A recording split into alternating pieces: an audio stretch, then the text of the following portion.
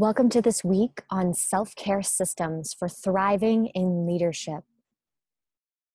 What we will discuss.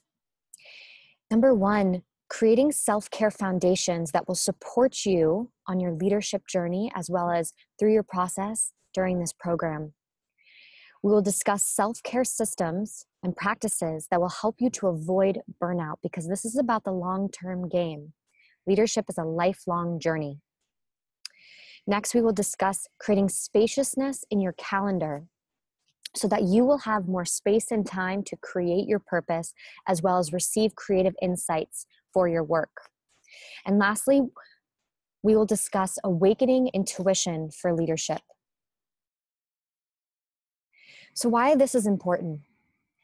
This conversation is supporting us in shifting from external leadership to internal leadership.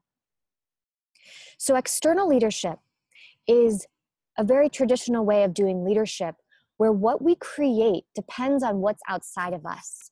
So potentially we're wanting to create something based off what our head thinks we should be doing. So based off expectations from our family, from our culture, from people or things outside of us determines the actions that we create in our leadership. And what we're now shifting to is an internal and heart-centered form of leadership, where what you feel first inside, the knowings that you have in your heart, what it is you desire from a soul level to create on the planet, that comes from within, and that within movement is what's going to determine what you create externally in the world. So no longer viewing what I should be doing outside of myself is the actions I should be taking. Instead, what do I feel inside is right for me? And that's shifting to an internal and heart-centered form of leadership. This is a powerful shift here. So these practices that we will be exploring in this section will help you to make space for your intuition to be louder. So we're starting to awaken the intuitive abilities to support you on your journey. So again, moving beyond just outside of our head and our ego and outside ideas of what we should be doing and tapping into a deeper wisdom so that we can make decisions from that space. Next, this will support you in creating with your divine purpose. So reconnecting to why you are alive. These foundational systems will be the foundation for creating from that space. And lastly, this will help you to create from in a more graceful way on your journey. So we're not getting burnt out. We're not hustling and push, grind. This is about the long-term game and creating from a space of feminine and graceful ease. And I made a note here that we are all born with intuition. So for those that this is very new for you to hear some of these concepts, every single person is born with intuition. We are taught in our culture to not listen to our inner body wisdom. We're taught to listen to what's outside of us and the voices outside of us. So this is turning the external leadership again to what's inside, what's my internal compass, my internal leadership guiding me to feel, think, and how it wants me to act. I love this quote here. This really sums it up. Nature does not hurry, yet everything is accomplished. This is such a beautiful theme that I want to bring into our conversations around leadership. We're moving away from a fast-paced society and culture that expects us to overwork and push ourselves. And we're reversing this back to reconnect with our true nature and know that we can get done what we need to get done when we move from a place of ease. So all these practices and self-care systems are going to support you on your journey so that you don't feel like you need to give up because you're exhausted and you feel disconnected to yourself. These practices will help to reconnect you to yourself so that the journey that you take feels inspired. So you feel alive on your journey and you feel that you're truly living your purpose and having fun along the way. So part one here, inner body wisdom and awakening intuition. So please use your worksheet PDF to move through this video.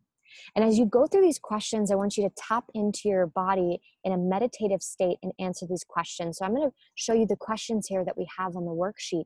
And then I want you to do these on your own as you drop into your body and tap in. So the first question, what does my body need from me?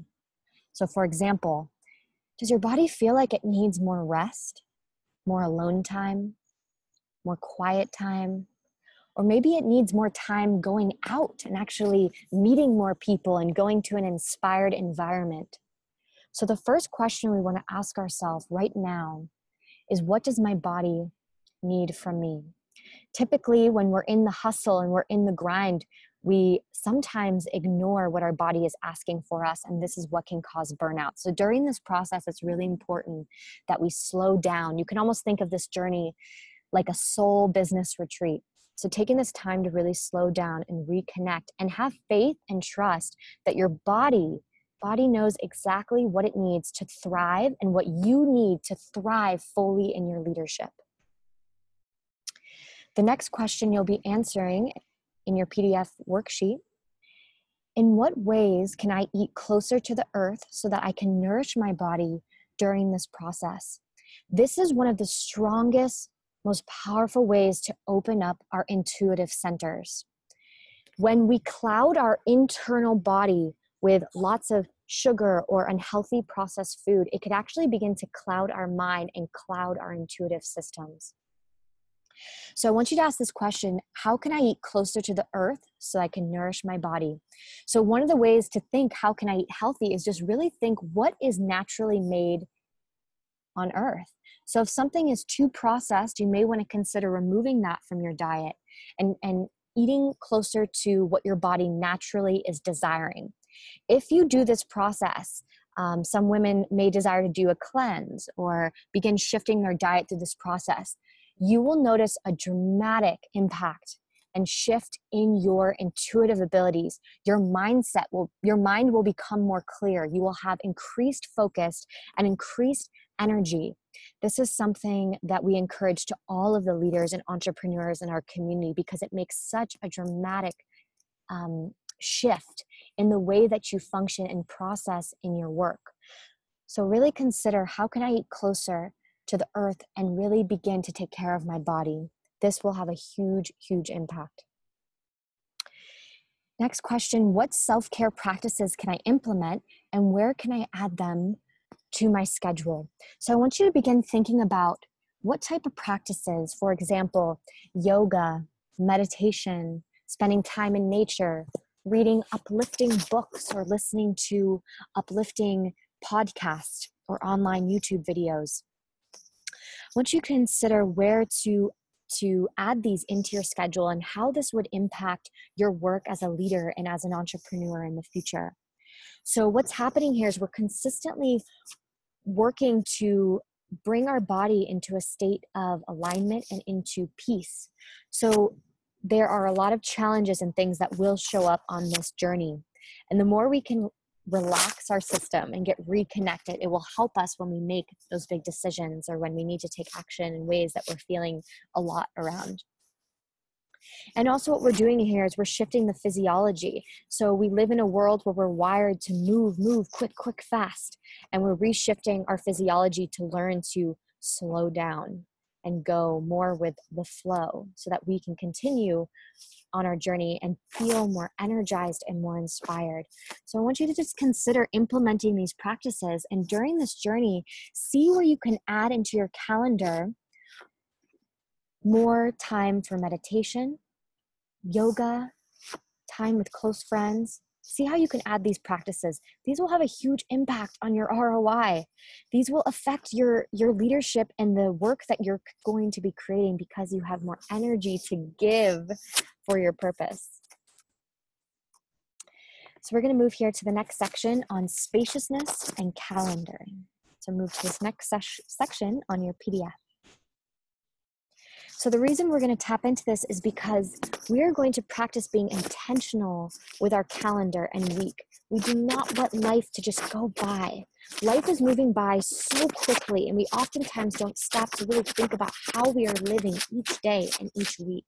And so these practices are going to support you to really seize life fully and embrace each moment, because it's not about getting to the end goal, because the end of the journey is the end of our life. This is about living each moment and each day and embracing it fully and cherishing the presence that we have and the life that we get to experience in this human form. So this is about really enjoying presence and helping you become more aware of each day, and also keeping track of your work and making sure that you're prioritizing what's important for you so you can put your purpose before. So I want you to ask these questions as you are doing your PDF form and really thinking about your calendar here and your schedule. So I want you to think about, how do you desire to feel during your weekly schedule? What emotions and energy do you want to feel during your schedule? So I want you to consider adding in more activities into your calendar that give you those feelings.